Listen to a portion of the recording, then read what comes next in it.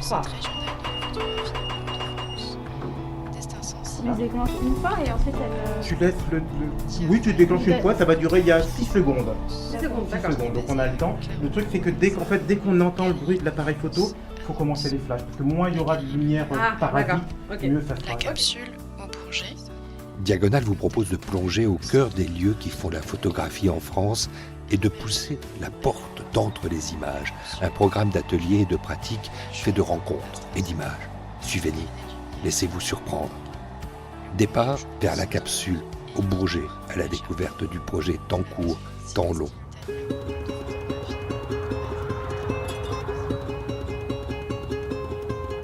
Arnaud Levenès, il pourrait y avoir un bruit qui nous accueille ici dans cette capsule, la capsule au Bourget. C'est celui d'un avion qui serait passé ou un hélicoptère pas loin de ce centre culturel André Malraux où vous êtes installé. Ouais, bah ça fait presque 15 ans que je suis installé ici. Donc la capsule, c'était qu'on avait choisi ce nom-là par rapport à la capsule spatiale parce que c'était intéressant avec notre situation géographique, avec le musée de l'air et puis l'aéroport. Donc on a pu réquisitionner en fait un ancien commissariat qui est dans l'enceinte du centre culturel et puis en faire un lieu de création et un lieu de résidence pour les artistes photographes. Alors voilà, fermez les prisons, construisez des écoles, fermez les commissariats et construisez des centres photographiques. Voilà, c'est une devise presque. On rentre, on s'abrite du vent qui souffle un peu au Bourget. Le Bourget dans le 9-3 ici. C'est ce genre de structure dont le public a le plus besoin d'une certaine manière. Plus on va diversifier des petits espaces et plus on va en avoir, plus on va avoir de promiscuité avec aussi la population. Donc pouvoir créer du lien, pouvoir créer des échanges et puis pouvoir aussi faire rencontrer des artistes avec la population. Et voilà, moi c'est ça qui m'intéressait. Donc cette proximité, et vous avez même dit promiscuité, ça veut dire qu'on est dedans, on est avec eux, on est là pour eux. Ça passe par ce vecteur qui est le photographe. Oui, exactement. L'idée pour moi, c'était que les gens viennent travailler. Voilà, qu'ils viennent travailler, qu'ils aient un espace de production, qu'ils puissent essayer les matériaux, qu'ils puissent choisir, mais surtout en fait éliminer. Et moi, ce qui m'intéressait, c'était de construire avec le photographe, mais de construire pas que avec la tête, de construire aussi avec la main et avec les matériaux. Voilà, et de passer du temps avec eux. Il y a toute cette rencontre avec l'artiste qui va être assez longue, de pouvoir créer un périmètre de réalisation et de production et de thématiques aussi, de cibler à qui on présente ces expositions et cette production, et puis après de faire tout l'accompagnement, médiation, atelier, pouvoir accueillir les gens le plus confortablement possible. Et pour moi, la notion de confort, elle est hyper importante. Moi, ce que je voulais, c'était que les gens puissent produire confortablement, que les gens qui viennent voir l'expo soient confortables vis-à-vis des œuvres et que la porte soit ouverte à tous.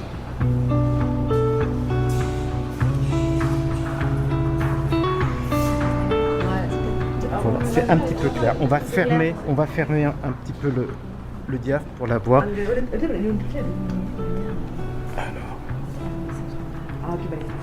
Aujourd'hui, on passe entre les images avec un public intéressant aussi, avec un projet qui est porté évidemment par la capsule, qui s'intègre dans ce projet, ce vaste programme Entre les images, porté par le réseau Diagonale. Entre les images, c'est quoi ?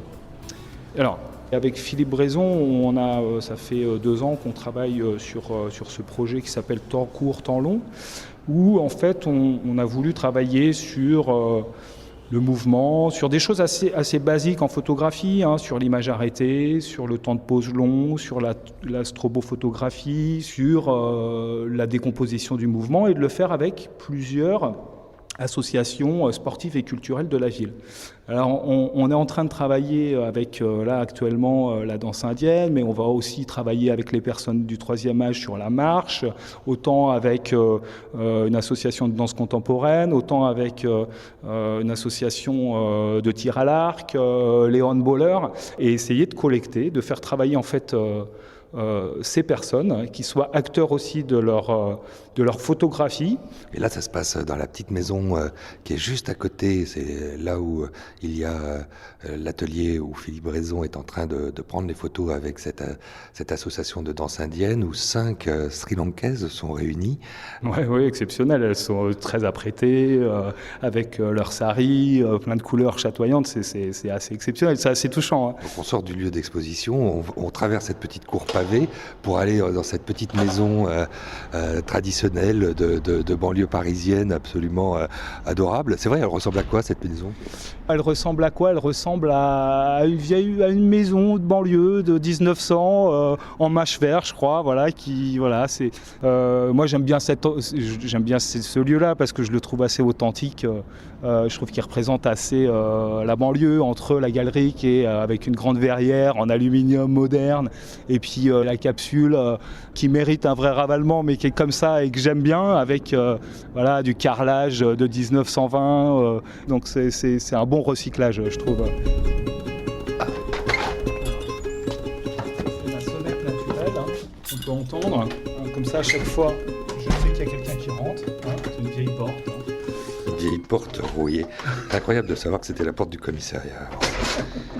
Le temps est suspendu. Mais le temps est suspendu aussi au moment des prises de vue avec Philippe Brezon. On interrompt quelque chose là. Oui, ben voilà, c'est la préparation de la prise de vue, donc les retouches de maquillage. Donc on est en train de souligner les yeux des danseuses indiennes. Parce que les expressions du regard sont très importantes dans cette danse du Bharatanatyam. Le Bharatanatyam Sindhuya, j'arriverai jamais à le prononcer correctement ce mot. Si, vous l'avez très bien fait. Il vient d'où ? C'est un mot purement tamoul qui vient de l'Inde du Sud exactement. Et c'est une danse assez très ancienne en fait, qui date, on pourrait même dire avant Jésus-Christ. Des danseuses pour les rois, pour un peu amuser la cour en fait, et pour passer le temps. Donc ça avait cette connotation-là il y a très longtemps. Et depuis le XXe siècle, si je ne me trompe pas, ça a pris une autre forme. Et là, en fait, la danse, le Bharatanatyam a pris une tournure très pure, symbolique. On transcrit à travers la danse notre culture indienne, culture tamoule. Donc ça nous sert aussi d'une manière d'exprimer et pour qu'on n'oublie pas et pour qu'on aussi que ça puisse se retransmettre à notre prochaine génération. Oui, donc il y a ce geste-là. Est-ce que c'est un trait d'union, Sindhuya ? Il y a un projet qui est porté par, ici, la capsule, par ce photographe qui est avec vous, Philippe Brezon, qui apprend à vous connaître et à décrypter et à consigner ces gestes qui sont les vôtres. C'est la photo. Et la photo, pourquoi elle s'en mêle ici ? Qu'est-ce qu'elle vient faire dans cette aventure ? Parce que finalement, la photo, ça raconte aussi une histoire. Donc je pense qu'en fait, il y a plein de choses que Philippe nous apprend. C'est-à-dire que quand il prend une photo à un instant T, cette photo raconte plein de choses. La danse, nous, on l'apprend à travers les photos que nous avons, que nos ancêtres nous ont retranscrit. Et je pense qu'une photo, c'est une preuve, en fait. C'est comme un patrimoine. Et exactement, qui ne s'efface pas, en fait. Et donc, je pense que la photo a vraiment une valeur sentimentale et une valeur aussi de reconnaissance pour nous. Et puis, je pense que ce que fait aujourd'hui Philippe correspond à notre danse. Parce que les gestes, les mouvements, les yeux, comme il dit. Donc, et je trouve que c'est très beau de retranscrire tout ce qu'on fait à travers une photo.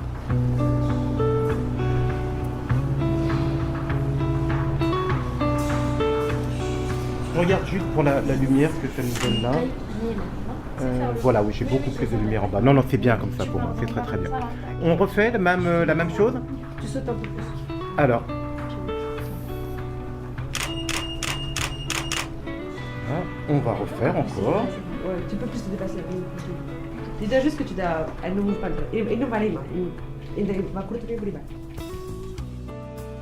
Philippe Brezon, le geste que vous consignez, qui a une valeur donc à nouveau patrimoniale, vous, ce qui vous intéresse le plus en tant que photographe dans cette expérience, temps fort, temps long, c'est quoi ? Alors en fait, c'est un projet qui a de nombreuses facettes. Il y aura toujours cette idée de conserver une trace. Voilà, comme on le disait tout à l'heure.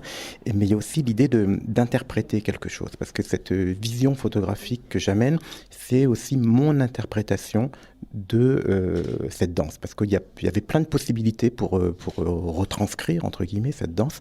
Et là, voilà, je fais des choix particuliers qui sont basés sur l'enregistrement du temps. Donc c'est en court ou c'est en long. Et c'est une interprétation comme ça de ce geste et de ce patrimoine dansé et immatériel, donc.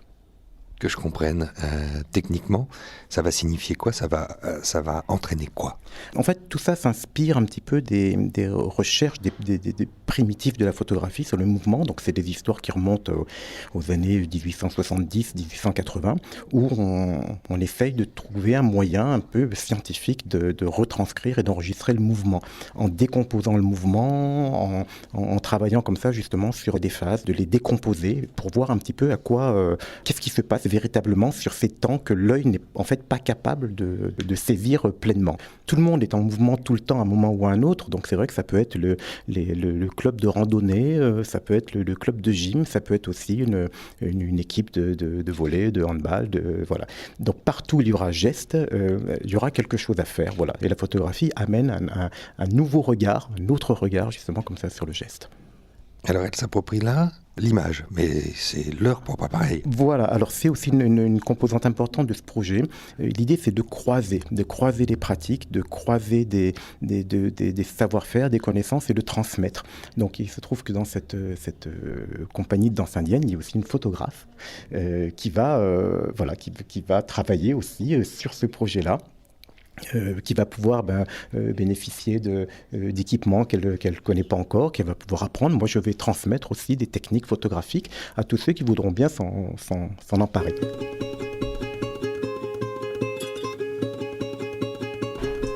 C'est parti.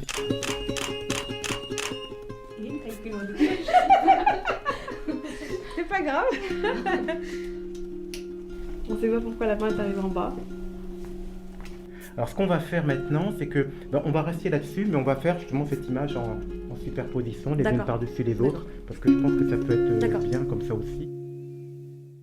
Alors je vous montre les premières photos. Yes. Donc c'est le tout début. Il y en a 4 qui ont été terminées, j'ai envie de dire, et puis il y en a d'autres qui sont encore en cours.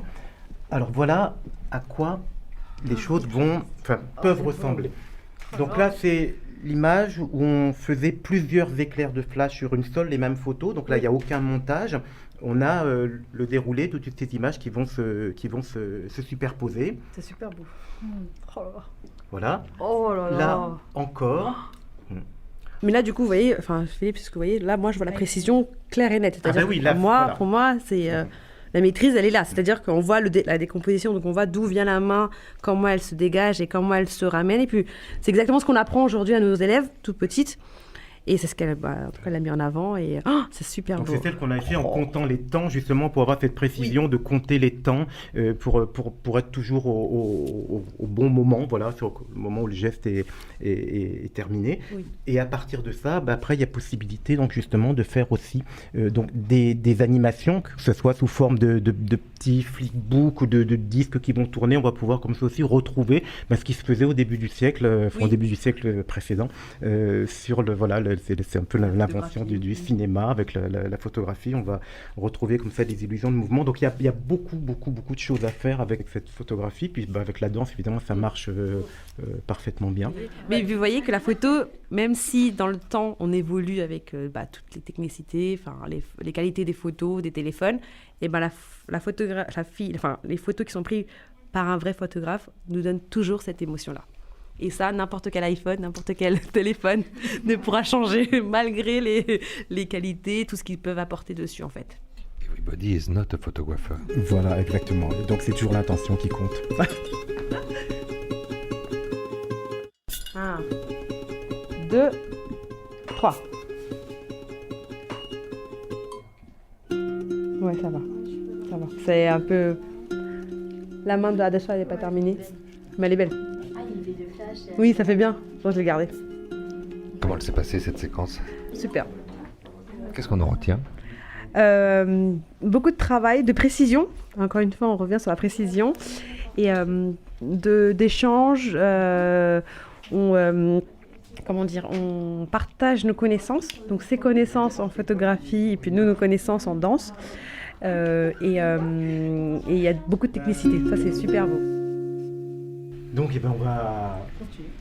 on va continuer. Yes. Hein. Alors, on va...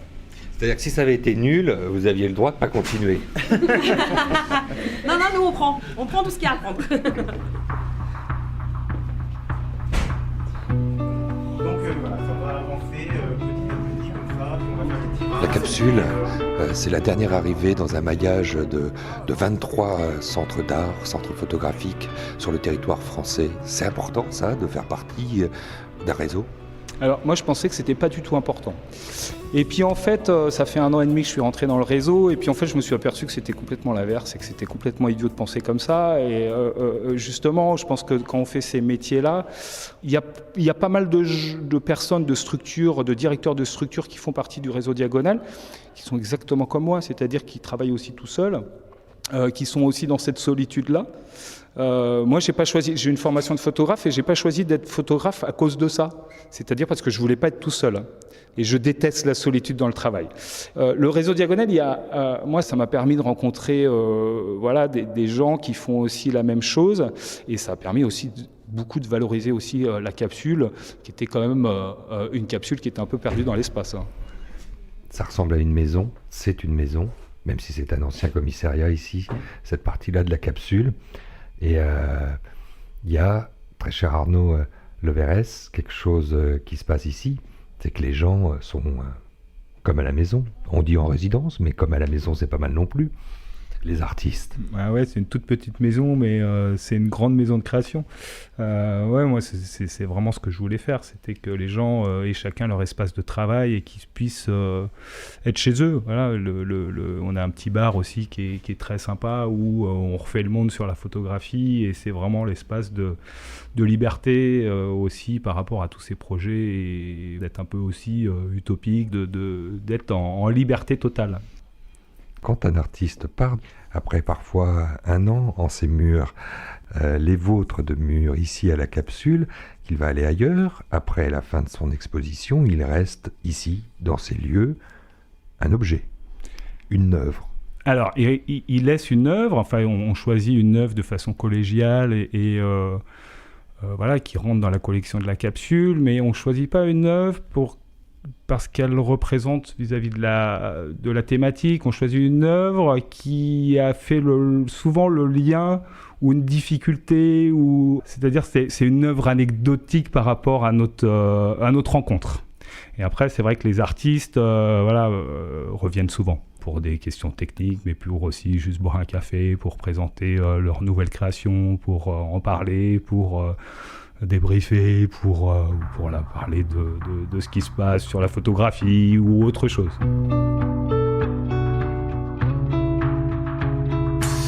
Déclaration du réseau Diagonale. D comme digigraphie. D comme donner. I comme inventer. A comme apprendre. G comme Gary, c'est le nom de mon fils. Géographie aussi, par rapport au territoire auquel moi je suis attaché, et que je trouve que ce territoire du 93 est très très riche en culture et en dispositifs et en création et en artistes. Et puis il y a le O. Oh, c'est beau. C'est beau et puis c'est pas que beau, c'est aussi la première chose, c'est beau, puis après ça raconte des choses et puis après ça raconte une deuxième et puis après ça crée une rencontre entre l'image, une discussion entre soi et l'image.